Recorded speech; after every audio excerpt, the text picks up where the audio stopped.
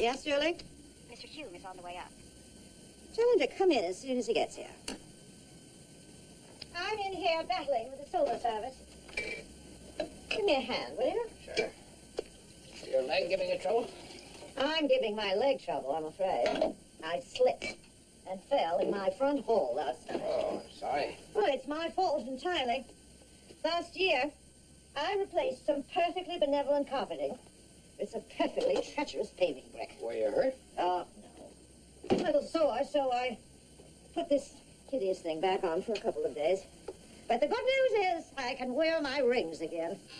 Swollen hands and dragon feet. Doesn't that sound like a Fats Waller lyric? Yes, Julie? The department heads are here, Mrs. Simpson. Tell them to wait a moment. Thank you, Mr. Hill. Let me get your signature on this before they come in.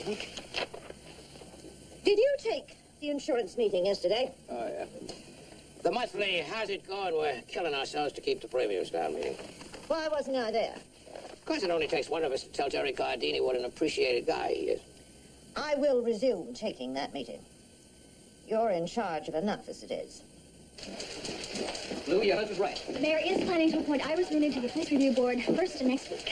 Fill me in on what you got. Okay, Iris Rooney, above reproach. Housewife, volunteer teacher's aide, member of the school board 2 terms, Republicans and the Democrats. You mean they don't advertise those jobs in Indianapolis? I've been in this city longer than you have, and I'm still not used to it. When I see a doctor in a bad rug buying television time to convince people that they don't look good enough, no matter what anyone says, I'm going to think he's a Swede. He is a Swede. Okay. As soon as the mayor appoints Iris, I want us ready with 2 stories, one on her and one on the doctor. Wrong, Lou. Wrong. Well, just speak your mind, Billy. Feel free. The story's not the doctor. The story's Iris Rooney. You can't give them equal weight. The husband should get a little sidebar, Max. Billy's got to know that I joined because Iris is such a perfect, concerned, intelligent, crashing bore. Listen, who the husband is or what he does just is not news. Of course it is. He's the juice of this story. Go. First Gardens, yeah. The drinks are all grenadine and paper parasols. Hey, the Employees Club is democratic. You don't want Lou Outfield. It's your constituency. Get your votes together. Shouldn't be very hard. Well, I'm sure we got Rosenthal. And Burroughs, his kids started screaming last year when they dug the roast pig out of the pit. And Ken Watanabe, and Billy, and Sweetie, and Rossi. Yeah, Rossi? Find me a place he likes. And you and me. What are we worried about? Nobody's gonna vote for Maui Gardens. Listen, did you get a chance to read any of the stuff I sent the paper? I'm sorry, no. You see, this story was originally going to go to someone else. Well, Rosenthal, and your material was put on his desk, so no. Well, I ought to give you some background. Yeah, I think you should. Okay, 1942. A couple of months after Pearl Harbor. President Roosevelt has just authorized the Army to remove everybody of Japanese descent away from sensitive areas in the country. Like near military installations? Like all the states bordering the Pacific Ocean. Okay, 112,000 people. Aliens, naturalized citizens, even American-born people of Japanese descent. Everybody spent the remainder of the war in some kind of government camp. I'm with you. 5 days you had from the time you received your relocation orders to the time you had to report. Gee, people were trying to unload personal property. They were trying to put things in stories, trying to find ways to keep their businesses. It was really chaos. And frightening. Oh, yeah, frightening. I remember my dad owned a little floral shop, and we used to live upstairs. He had just gone into hock buying brand new refrigerated cases. I mean, if you got a job in camp at all, it paid you all of $19 a month. 19. I mean, there was no way he was going to keep up his loan payments. So Dad sold the shop the day we moved out. I see. If you'd like, there are other people. Is there a statute of limitations on being deprived of your constitutional rights? Look, I know there's no way to make up for the wasted years and undue humiliation and the suffering. But you see, Congress does have the power to return some of the money that we lost. Now, that's Tatsumi, isn't Tatsumi? Yeah, and Ike. As in, I like Ike. Look, I don't belong to any kind of committee, so please don't put me down as any kind of spokesman, okay? Okay. Do you remember the address of your father's shop? Yeah. 22391 Wilshire. That's where the flower shop was? For 10 years, it was worth $50,000. Now the land alone is worth $500,000. Everybody in this town can tell you about the great real estate deal that got away. Lou, this wasn't a case of bad judgment. They lost ownership of property because of a government board of property that's made someone else very wealthy. Mm-hmm. What's your angle? Okay. Hey, 17 people with a special on face handing and talking them into a full lift. Ugh. Some window we live in, huh? A raid. Oh, you lucky dog. Gee, if straight arrow Mrs. Rooney were tied up in this, you could probably come along. Fat jam. Have fun. Well, we can listen back to What's this. going on here? Dr. Rooney, you're in the wreck! Hold it right there! Hold! Hold it right there! Hold! Dr. Rooney! Rooney! Rooney, you fuck! Rooney! What's doing that? Have a heart, have a heart! Lou Grant will continue in a moment here on A&E. Have you heard from your husband, Mrs. Rudy? No. Have you cooperated with the Attorney General's office in their search for him? Yes.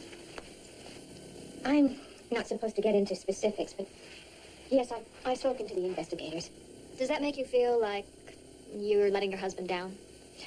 Well, of course. I feel like I'm betraying him. I mean, this is the time I should be standing by him, and I would be if he hadn't felt he had to run. Why do you suppose he evaded the warrant?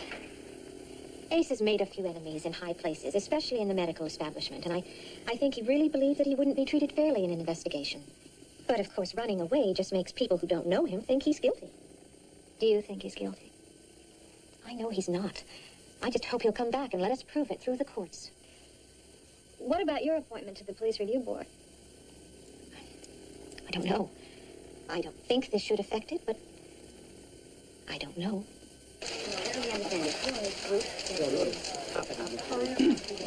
What you say is horse racing? I hate horse racing.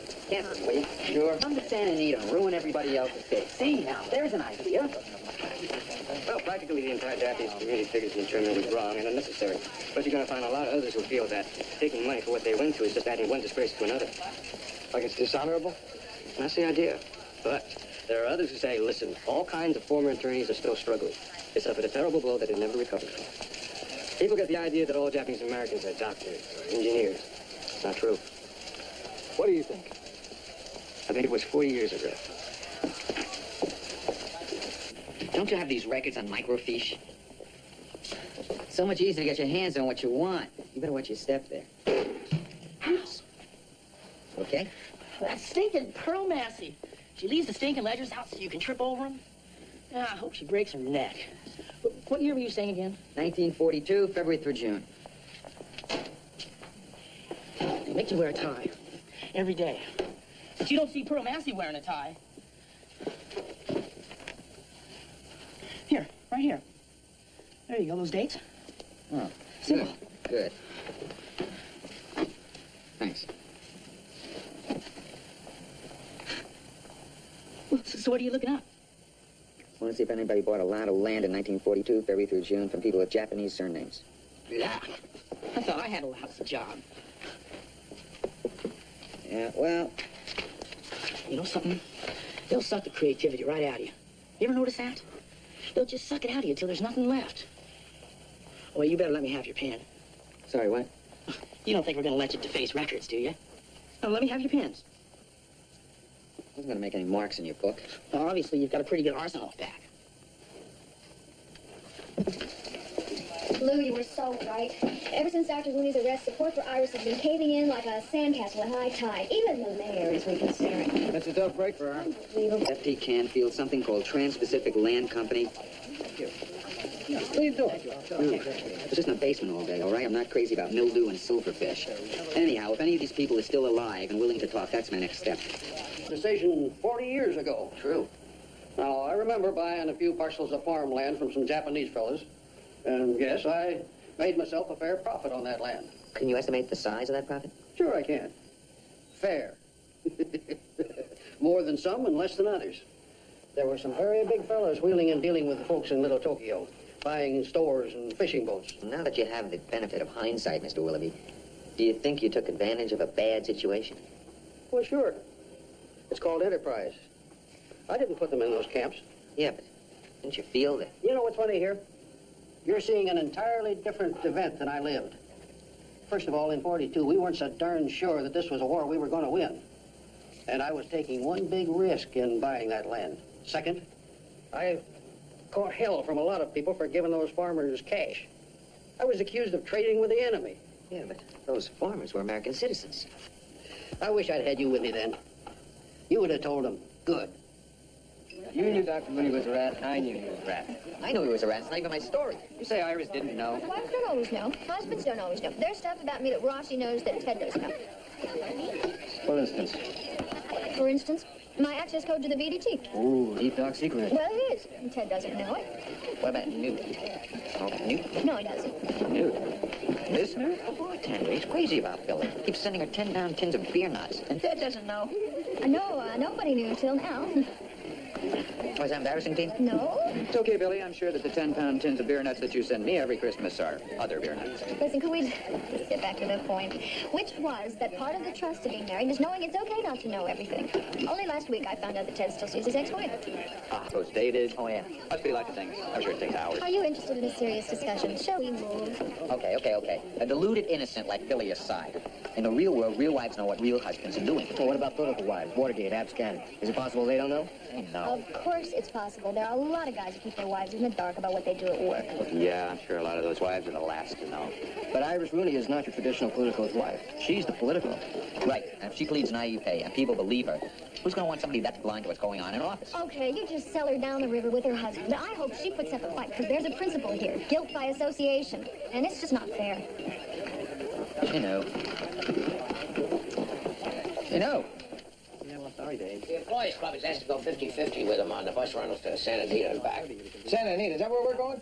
Molly Biden's got outvoted. No thanks to you. Feel free to wear your flowered shirt for the track. He's kidding. I don't actually own a flowered shirt. It'll cost the paper $150. What do you think, Mrs. Pichon? Well, let me get back to you. Sure. I'll send you a note on it tomorrow. Actually, Santa Anita ought to be fun. You gonna be joining us, Mrs. Pynchon? What? You're in the mood for a day at the races. Let me get back to you. Yeah. Oh, well, thanks. Yeah, we'll be right there. Did you hear the buzzer? It must be on the fritz. Excuse us just a minute, Mrs. Pichon. Composing has a thing. Well, Take your time.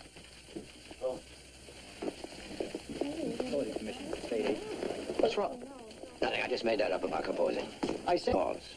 She gets these lapses ever since the stroke, and she just loses where she is in the conversation. I had no idea. Stupid of me to lay all this on her so late in the day. I should have caught her earlier when she wasn't tired. Is she okay? I don't know. She's trying like crazy to keep us in the dark about what her problems are. I do know getting through the day is a struggle, and I worry about the toll that struggle is taking. Lou Grant will continue in a moment here on A&E. Trans-Pacific Land Company, right? You sure you got the right one this time? Yeah, isn't that funny? I mean, there being a Trans-Pacific Lamp Company incorporated the same year. Yes, sir. Well, I'm gonna have to ask you to give me your pens.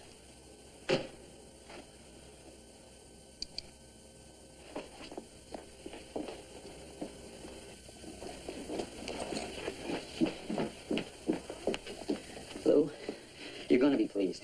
I think we've got some kind of story here. You got time for me to draw you a picture? Sure.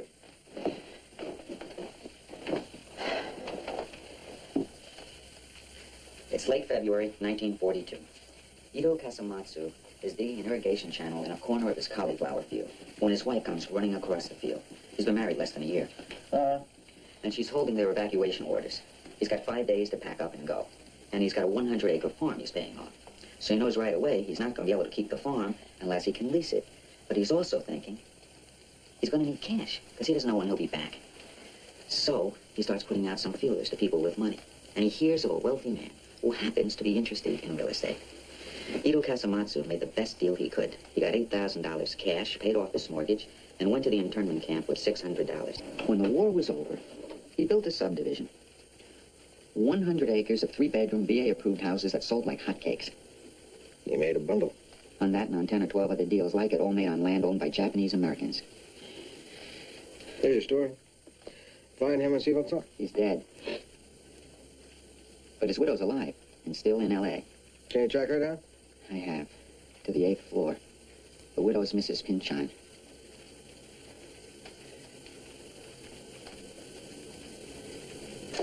No. My God, absolutely no. Listen, Rossi didn't go after Mrs. Pynchon. It was coincidence. But in fact, Matthew Pynchon was a major Profiteering in the newspaper she owns? We're not accusing her of anything. Everything Rossi's found so far is in Matthew Pynchon's name. You saw her in this office, Lou. We have no idea how sick she still is. I'm not going to test her strength by publicly humiliating her. I think that if we simply... Over let my her- dead body, pal.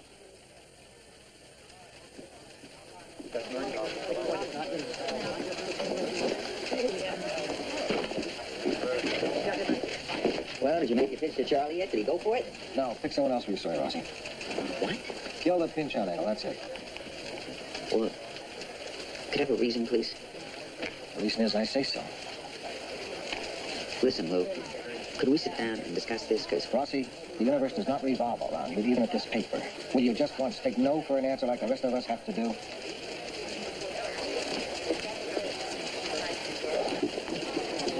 Pynchon knows. she knows, she knows. Lou told you? What difference does it make? It was killed in her interest. Now I've got to go back to those clammy archives this afternoon. First, you've got to calm down. I know. Here, crush my milk carton. Come on. Come on, do it.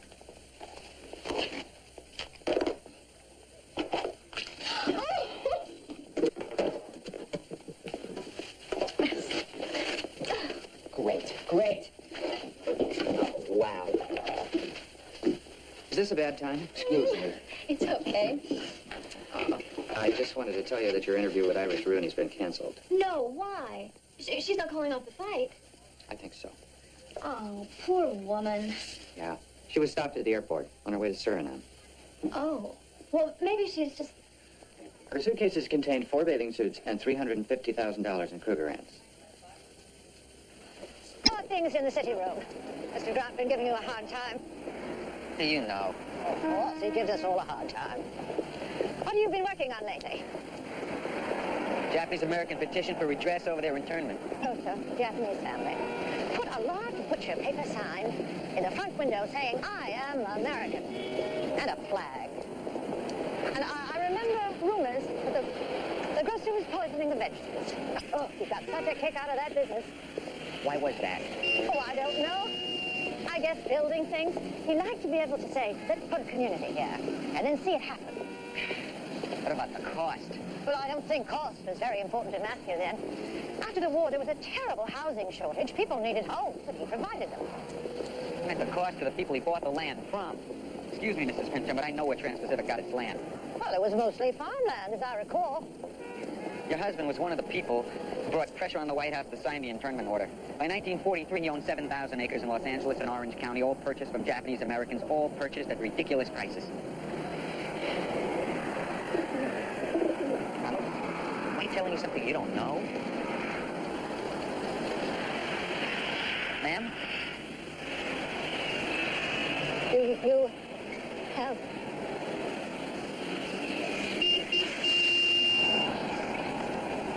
Papers, documentation, yes.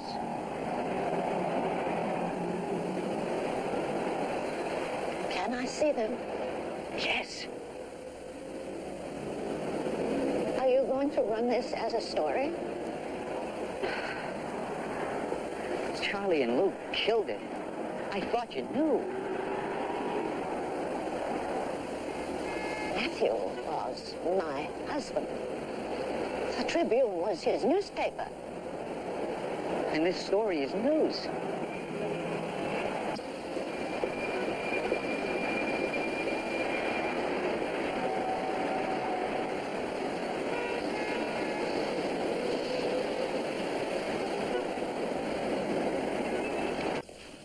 I'm afraid I handled the whole thing very badly.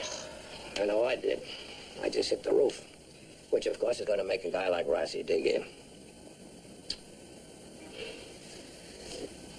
Well, I can understand him wanting to go toe-to-toe with someone on this. But to choose you... To choose me? Yes? Well, after what you've been through. Am I unfit to hold my own in a fight, Mr. Hume? Of course you're not. It's just that he should have taken his gripe to me. Why? Isn't this my problem? Are you running things now? Believe me, I'm always well aware which of us is the publisher. Then why do I see you moving in on my job at every opportunity? Is that what you see? Oh, smokes. Is that what you're thinking? I'm making my move? Look at the evidence. Who's presiding at all the meetings? With the shop stewards, legal affairs, the insurance people? Those damn insurance meetings. I preside at them. Yeah, and I meet with the shop stewards and legal affairs. Because you can't do everything like you used to. Close calls by the lumps on our skulls, you and me. And right now, I gotta say, I'm feeling a little resentful that you're the one doing the listening and I'm the one doing the telling. First of all, I am improving by inches. I go to therapy. Another stroke is not likely. Please, God. So I can handle bad news. Truly. Okay.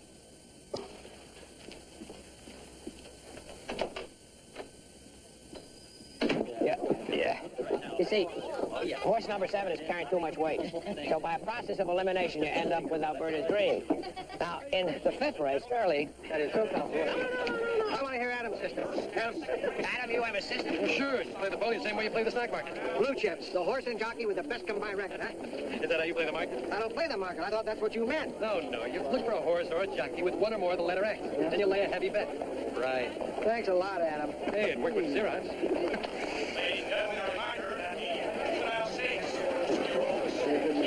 World War II internment? Yeah, it was. As a temporary relocation center. I remember those little horses running along the grandstand. I used to dream about that. You were interned?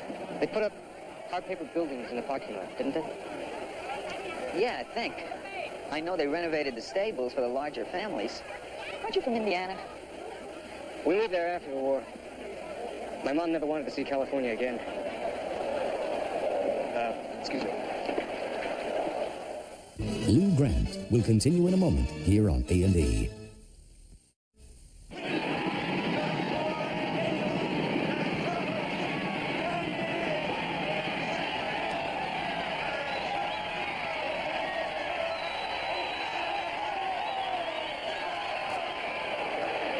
You remember where they transferred you?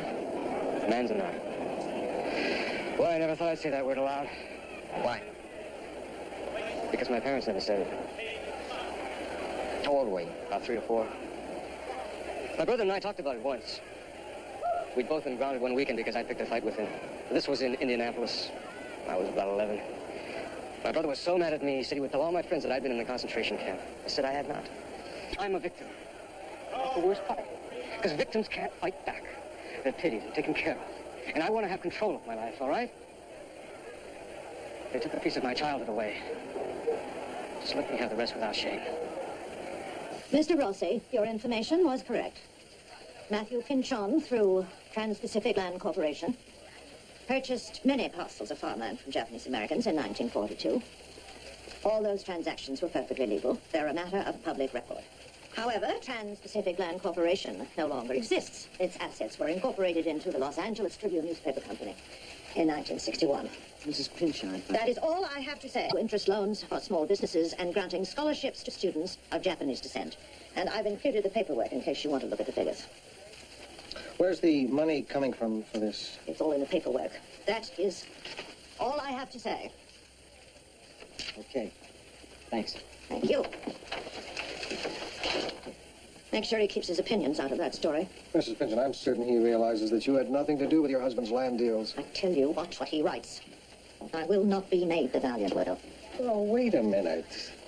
It's pretty clear that you knew nothing of your husband's business dealings. I didn't know the details of his business, but I knew the man. I knew he thought rules applied only in canasta. I knew he thought every transaction had a winner and a loser, and he was always damn sure which one he'd be. So, I married him for it. I loved him for it. He never doubted himself. I was filled with doubts. I've worked for you for 5 years. I know you don't operate that way. That's immaterial here. The fact is, I have lived a very comfortable life on the bounty of Matthew Pinchon's deals. For 40 years, I've been wearing a ring without ever finding out what the Japanese inscription inside it meant. Matthew gave me that Christmas, 1942. Do you think I don't know where that came from? Who was the loser in that deal? I see. I was not innocent.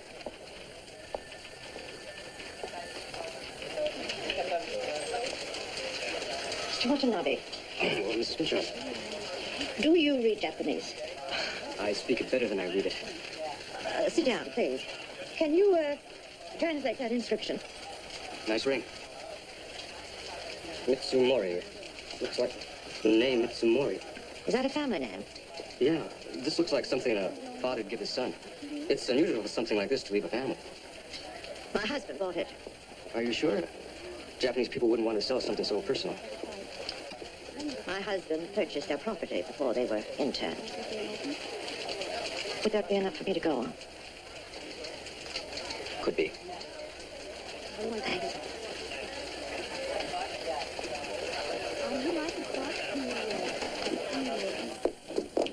I could help you. Would you want help? I could give you a hand. Yes.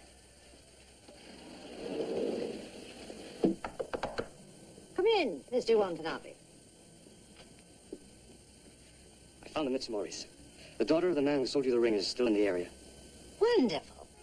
I'll write her. What is her address? Santa Monica.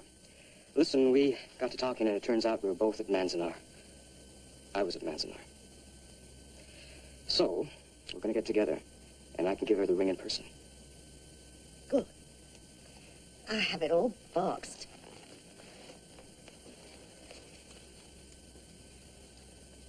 I know she'll appreciate this. I'll give you a full report. Mr. Watanabe, wait. I am a gutless wonder. May I join you? Sure.